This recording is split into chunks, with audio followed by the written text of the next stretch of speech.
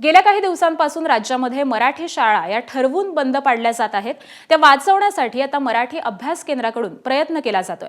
येत्या 14 डिसेंबर रोजी मुंबईतील शिवाजी मंदिर इथं मराठी शाळांची परिषद आयोजित करण्यात आली आहे। मराठी अभ्यास केंद्राकडून या परिषदेचं आयोजन करण्यात आलेलं असून त्यासाठी राज ठाकरे आणि उद्धव ठाकरे यांना निमंत्रित करण्यात आलंय। या परिषदेमध्ये मुंबईतील मराठी शाळांतील विद्यार्थी, पालक प्रतिनिधी उपस्थित राहावं असं मराठी अभ्यास केंद्राकडून आवाहन करण्यात आलंय।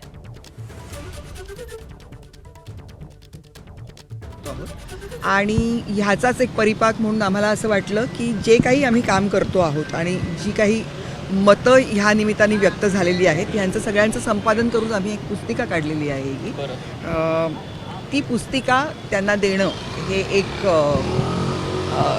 हे आमच्यासाठी फार महत्त्वाचं होतं। कारण जे काही प्रादेशिक पक्ष आत्ता सध्या मराठीसाठी कटिबद्ध आहेत, मराठीच्या संवर्धनासाठी, जोपासनेसाठी, त्या पक्षांना आम्ही जाऊन भेटतो आहोत आणि त्यांना आम्ही आमची ही पुस्तिका देतो आहोत।